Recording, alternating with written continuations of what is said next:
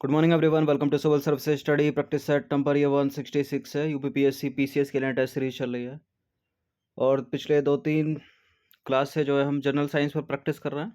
ठीक है, इस टेस्ट में भी प्रश्न जनरल साइंस पर ही होंगे।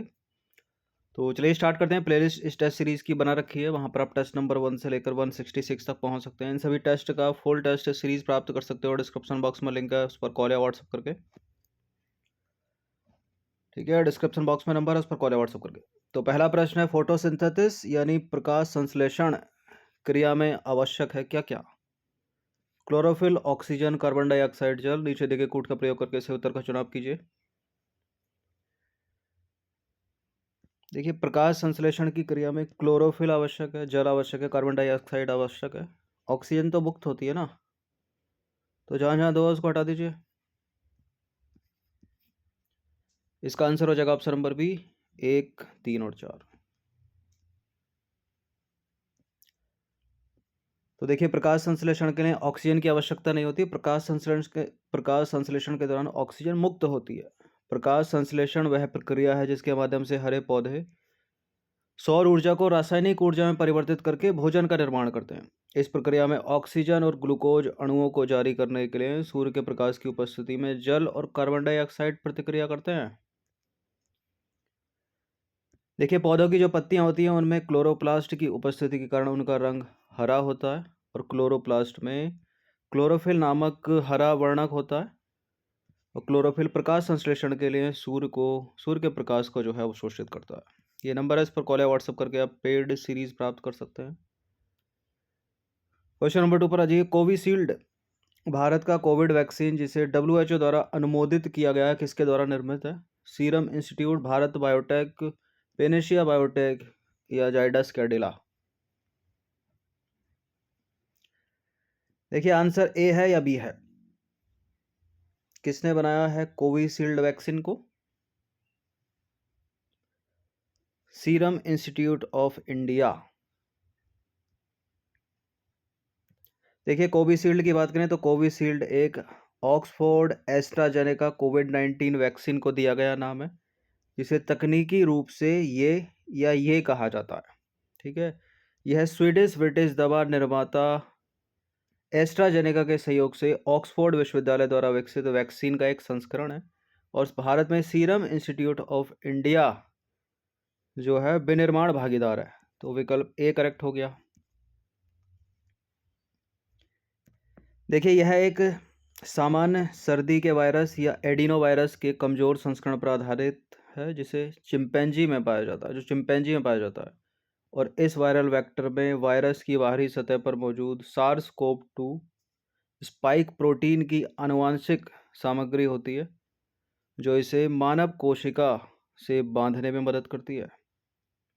देखिए, माना जाता है कि शरीर की प्रतिरक्षा प्रणाली जो है इस प्रोटीन को एक खतरे के रूप में पहचानती है और इसके खिलाफ एंटीबॉडी बनाने का काम करती है। इस तरह से चलती है प्रोसेस। क्वेश्चन नंबर 3 पर आ जाइए। निम्नलिखित में से कौन प्रकाश संश्लेषण कर सकते हैं? हरे पौधे, हरे शैवाल पौधे, साइनोबैक्टीरिया सभी। हरे पौधे मतलब पौधे, हरे शैवाल भी कर सकते हैं फोटोसिंथेसिस, और साइनोबैक्टीरिया भी। तो डी हो गया इसका आंसर, सारे के सारे ये। देखिए, कुछ पौधे हरे शैवाल और साइनोबैक्टीरिया प्रकाश संश्लेषण कर सकते हैं और प्रकाश संश्लेषण की प्रक्रिया को सामान्यतः लिखा जाता है इंपॉर्टेंट रिएक्शन है ये। ठीक है, एग्जाम में इसको फिलिंग द ब्लैंक्स करके भी पूछा जा सकता है या फिर 4 में से एक करेक्ट कीजिए। 6CO2 6H2O प्लस सनलाइट यानी सूर्य का प्रकाश क्या बनेगा? C6H12O6 plus 6O2। ठीक है, ऑक्सीजन रिलीज हो रही है अंत में। क्वेश्चन नंबर 4 पर आ जाइए। निम्नलिखित में से किसे कोशिका का प्रोटीन कारखाना कहा जाता है? माइटोकॉन्ड्रिया को, गोल्गी तंत्र को, लाइसोसोम को, राइबोसोम को। ये इनमें से घुमा फिरा के पूछता रहता है। कोशिका का प्रोटीन कारखाना हो गया, या कोशिका का पावर हाउस क्या है, या आत्महत्या के थैले किसको कहा जाता है?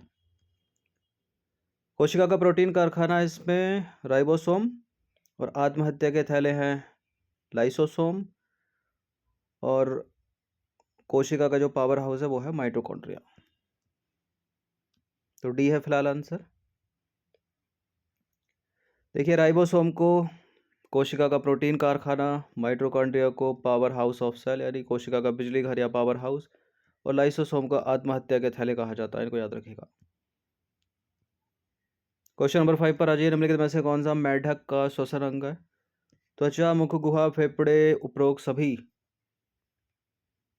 देखिए पहले भी चर्चा की है हमने, मेढक जो है वो त्वचा से भी श्वसन कर सकता है, मुख गुहा से भी, फेफड़ों से भी। तो डी है इसका आंसर। ठीक है, त्वचा, फेफड़े, मुख गुहा तीनों से श्वसन कर सकता है मेढक।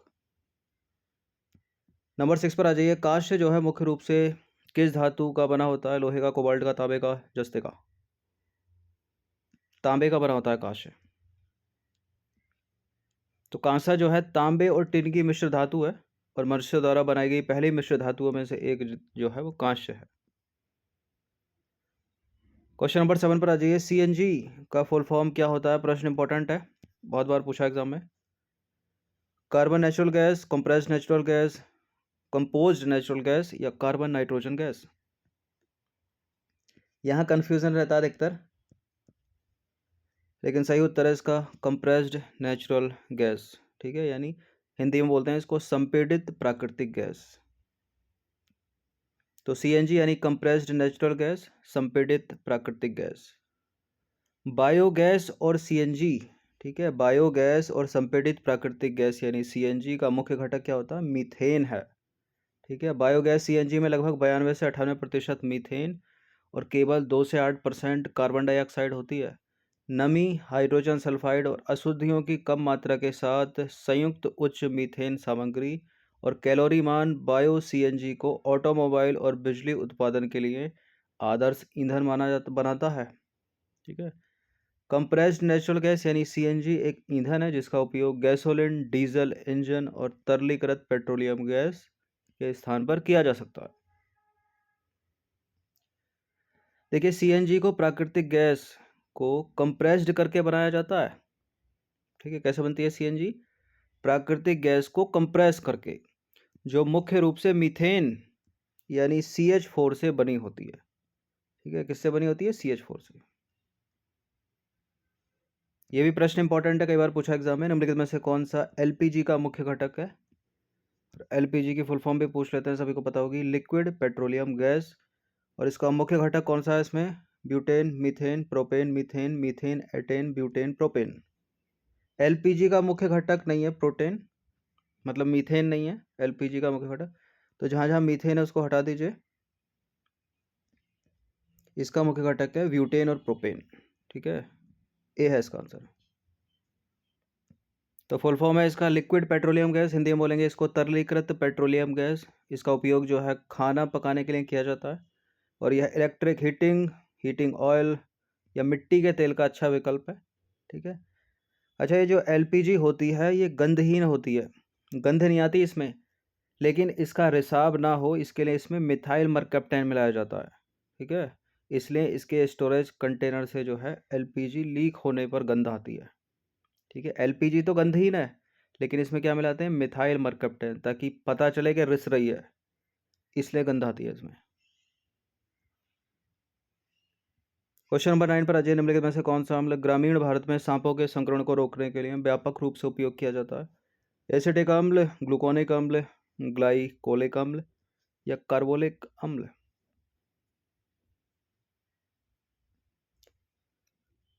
ग्रामीण भारत में सांपों के संक्रमण को रोकने के लिए व्यापक रूप से उपयोग किया जाता है कार्बोलिक अम्ल, ऑप्शन नंबर बी। तो देखिए कार्बोलिक अम्ल यानी फिनॉल सबसे पुराने एंटीसेप्टिक एजेंटों में से एक है, और कई व्यावसायिक रूप से उपलब्ध उत्पादों में उपयोग किए जाने के अलावा यह ग्रामीण भारत में इसे अक्सर घरों में सांपों के संक्रमण को रोकने के लिए उपयोग किया जाता है। क्वेश्चन नंबर 10 पर आ जाइए। मौलिक अम्ल सबसे अधिक किस में पाया जाता है? अदरक में, नींबू में, सेब में, इमली में। मौलिक एसिड इमली में तो टार्ट्रिक पाया जाता है। ठीक है, नींबू में सिट्रिक पाया जाता है, तो मौलिक अम्ल पाया जाता है सेब में सर्वाधिक, सी है इसका आंसर। देखिए मौलिक अम्ल मुख्य रूप से सेब में पाया जाता है, और मौलिक शब्द जो है वो लैटिन शब्द मेलम से लिया गया, जिसका अर्थ क्या है? सेब ही होता है। और यह वाइन, अंगूर, गाजर, बीन्स और कई अन्य फलों और सब्जियों में भी पाया जाता है मौलिक अम्ल। और यह कैंडी, पेय पदार्थ और आइस टी जैसे खाद्य उत्पादों के स्वाद को बढ़ाने के लिए एक स्वादिष्ट एजेंट के रूप में उपयोग किया जाता है। देखिए, मौलिक अम्ल एक कार्बनिक रासायनिक यौगिक है जिसमें C, H और O परमाणु होते हैं। ठीक है।